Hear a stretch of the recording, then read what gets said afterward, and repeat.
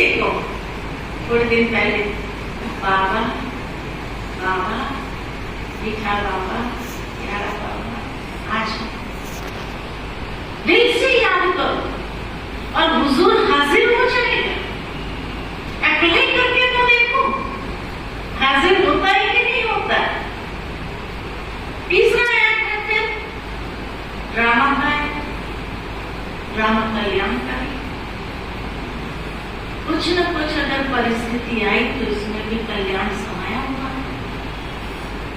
हो सकता है कि मुझे अभी इमीडिएट प्रेजेंट को देखने के कारण वो समझ में नहीं आ रहा, लेकिन आगे चल करके इसमें क्या कल्याण है वो समाया हुआ मुझे दिखाई देगा। चौथा ऐप है कर्म फिलोसफी।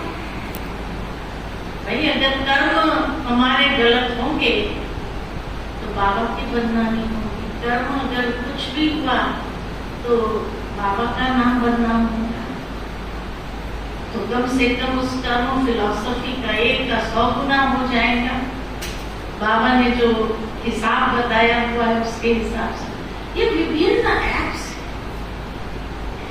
ये एप्स का प्रैक्टिकल एप्लीकेशन करके देखो कि कौन सा ऐप वहां फिट होता है, उस सिचुएशन में फिट होता है।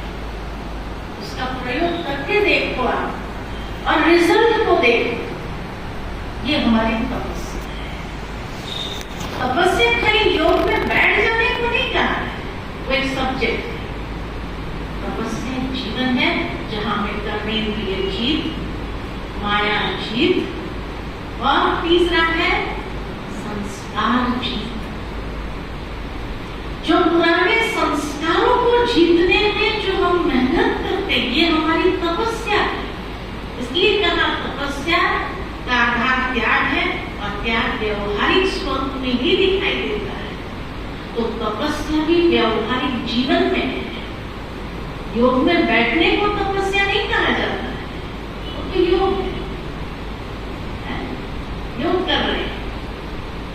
लेकिन तपस्या हर घड़ी है। कौन सी घड़ी हमारी तपस्या नहीं चल रही है? जितनी अवेयरनेस अंदर में ज्यादा, जागृति ज्यादा, उतनी ही हमारी तपस्या सफल। बहुत सुंदर एक कहानी याद आती है। एक बार एक गुरु थे, आश्रम चलाते थे, तो उसको एक दिन विचार आया कि मैं हिमालय पर जाता हूँ, मैं कुछ गहरे राज को समझना चाहता हूँ, उसके लिए मुझे एकांत चाहिए और कम से कम मुझे 6 मास का समय चाहिए। तो उसने सोचा कि पीछे इतना आश्रम का कारोबार है, कौन संभालेगा?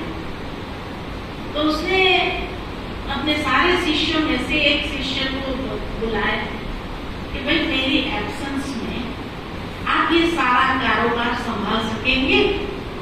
मैं 6 महीने के लिए जाना चाहता हूँ कुछ गहन अध्ययन करने के लिए और उसके लिए मुझे एकांत चाहिए।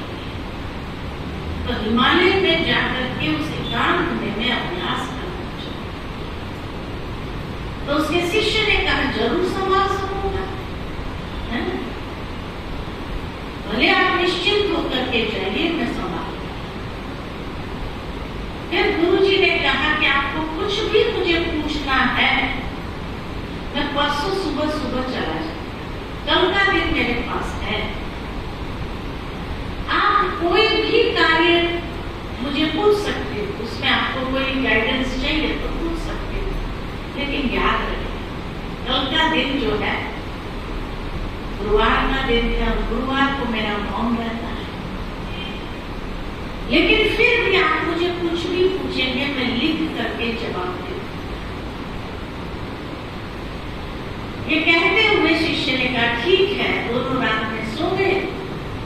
दूसरे दिन सुबह में उठे तो शिष्य को लगा कि मैं पूछूं तो सही गुरुजी से कि उसकी एब्सेंस में मुझे किन बातों का ध्यान रखना। तो कहा गया गुरुजी के पास और गुरुजी से कहा कि मुझे एक बात ये बताओ कि आपकी एब्सेंस में मुझे किन बातों का ध्यान रखना करना होगा ये आश्रम चलाने में। तो गुरु जी का तो मौन था, तो उसने कागज और कलम उठाए और उस पर एक शब्द लिखा। वो शब्द था अवेयरनेस, जागरूक, जागरूक।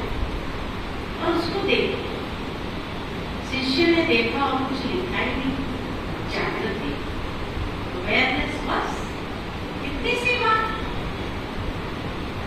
मैंने गुरु जी ये कहना चाहते हैं, उसने अपने आप से सोचना चालू किया कि गुरु जी कहना चाहते हैं कि उनके एब्सेंस में मुझे हर बार जागरूक रहना चाहिए, जागृति मेरे अंदर होनी चाहिए। ठीक है, ये तो इजी है, मैं कर सकूंगा। ये सोचते हुए वो कमरे से बाहर निकल गया। लेकिन बाहर आने के बाद जितनी बार वो कागज देखे उतनी बार उसकी उलझन बढ़ी। कोई भी चीज की समस्या का दूसरा कारण अज्ञान था। अज्ञान का, जब कोई बात विषय के बारे में हमें नॉलेज नहीं, वहां से समस्या आई। तो गुरु जी का वो कागज देखते रहे, जितनी बार देखे उतनी बार कंफ्यूज हो रहा है। और कुछ लिखा ही नहीं गुरु जी, एक ही शब्द लिखा। कुछ तो लिखते थे, लंबा चौड़ा, कुछ आगे कुछ पीछे। जब बहुत कंफ्यूज हो गया तो फिर गुरु जी के पास गया और गुरु जी से कहने लगा, गुरु जी आपने ना कुछ आगे लिखा ना पीछे लिखा, कुछ तो आगे पीछे लिखो, इलैबोरेट करो ये शब्द जो आपने लिखा है। गुरु जी का मौन था, फिर उन्होंने वही कागज लिया, एक शब्द आगे जोड़ा, एक शब्द पीछे जोड़ा।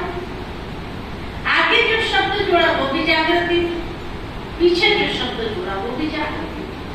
जागृति, जागृति, जागृति।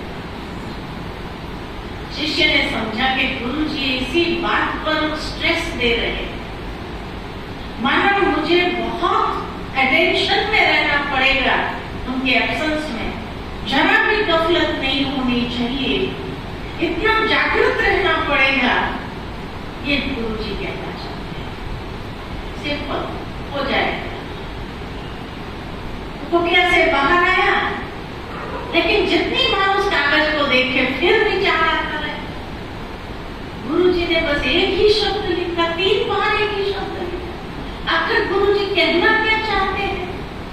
कुछ तो समझाना चाहिए कि ये जागृति, जागृति, जागृति मतलब क्या, इज इक्वल टू व्हाट? जब बहुत कंफ्यूज हो गया इस शब्द को लेकर, फिर गुरु जी के पास गया। गुरु जी थोड़ा आवेश में आ गया। गुरु जी आखिर भी Jagriti, Jagriti, Jagriti is equal to what? Is equal to क्या? एक्सप्लेन करो। गुरु जी ने फिर वो कागज लिया और फिर उसमें इज इक्वल टू जागृति। मैसेज बहुत सिंपल था कि आप अगर कोई भी एक रिस्पॉन्सिबल पोजीशन पर होते तो समस्या कहां से भी आ सकती है, लेकिन उसके लिए आपको जागृत रहना चाहिए कि आपके विचारों की क्वालिटी कैसी है। जो लोग आएंगे आपके संपर्क में, आप एक रिस्पॉन्सिबल पोजीशन पर है